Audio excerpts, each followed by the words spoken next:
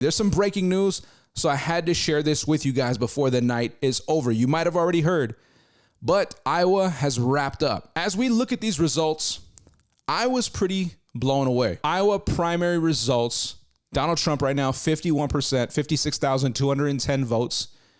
Okay. DeSantis came in second, 21.2% with 23,400 votes. So that you can see that gap between 56K and 23. That's significant. Now, they say that nobody has ever won by more than 12%. That's massive. Okay. Nikki Haley came in third, 19.1% at 21,076 votes. And Vivek Ramaswamy, 7.7%. And it looks like he only gained about 8,447 votes. Now, here's the interesting thing. The shocker of the night, the breaking news, Vivek has now dropped out officially. It is official.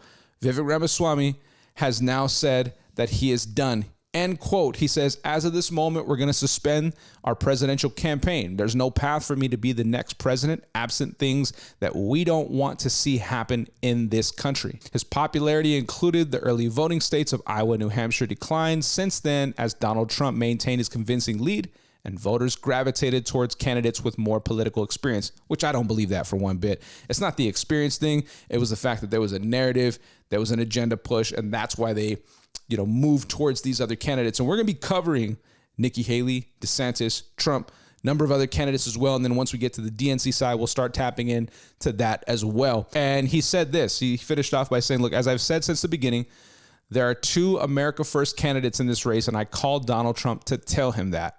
I congratulated him on his victory, and now going forward, he will have my full endorsement for the presidency. Okay. And I think we're going to do the right thing for this country. Then it says Ramaswamy is scheduled to appear at Trump's campaign event in New Hampshire on Tuesday. Now, most will say, hey, man, that's politics. That's how it is. You lose, you shake hands, and then you go support somebody. I get it. But I did find it interesting on one particular level. And first of all, let me just kind of say this. If you didn't see today, I had the opportunity to hop on the line with Alex Jones live on InfoWars. It was a great segment. And you know what? Matter of fact, can we play that real quick? Okay, let's play that real quick so you guys can see that real fast, and then we'll hop back in.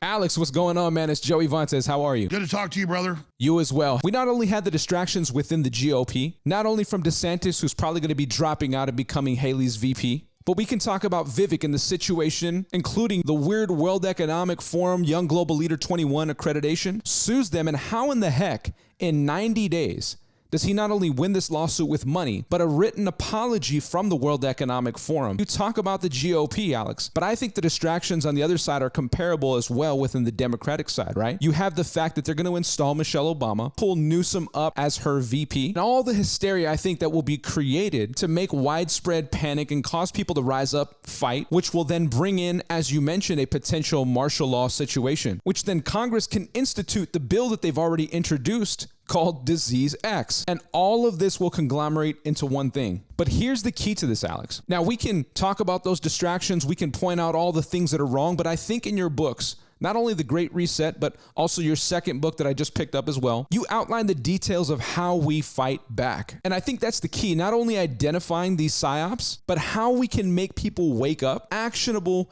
measures to take back our country. Turn back on the Keystone Pipeline, control the border, demand peace in Ukraine. There's a lot of stuff we can do. Absolutely. I look at the Declaration of Independence, and it says that whenever any form of government becomes destructive to these ends, what is it? It's the right of the freaking people and their duty to abolish it. Beautiful points. Call me back, Joey. I'll find your show. Here's the thing that I found out about this whole Vivek situation that really kind of threw me for a loop. When he sued the World Economic Forum for basically saying, hey, you're a young global leader in 2021. And he says, I didn't know about that, or I didn't agree to that. But yet that accreditation stayed with him for quite a while before he finally decided to become a GOP candidate, right? A Republican candidate. Said, hey, I can't have that, especially with these MAGA supporters. I got to cast that thing off, because if they say I'm World Economic Forum, that's going to cut me immediately. So he did that. He went out, sued the World Economic Forum. The World Economic Forum. And in 90 days, he was able to get that cash. He was able to get that apology letter. and it didn't quite make sense to me. But the money that he got from that lawsuit, you want to know where he pledged a portion of that to? He pledged it to something called the America First Policy Institute, which is considered to be a Trump think tank. But I just found that to be interesting, and whether there's really a dot to be connected there or not, that just stood out to me in the end concerning the fact that he would then call up, endorse him, and then he's going to be with him now. We'll see what shapes up next. According to Vivek's talking points, he had mentioned that if we allow Trump to go forward in this thing, and they're going to cut it down to a 2-horse race between Nikki Haley and Donald Trump, which we'll see what happens there, that he feared for Trump because he feared that they were either going to use these indictments to completely disqualify him from being able to be in the running and get to the next step and even be able to face another candidate on the other side, or the fact that they might just take him out.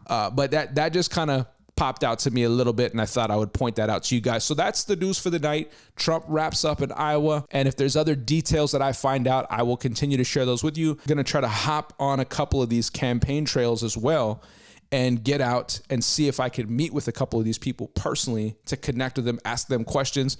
Let's see what happens. Let's see if they let me in and be a part of these things, or if they Laura Loomer me, because that's been happening to some journalists, investigative journalists as well. But anyway, guys, thank you so much for watching this content. Make sure you like, follow, subscribe, drop comments, let me know your thoughts, send me voice messages, and I cannot wait to see you soon. Continue to fight those psyops. See you soon.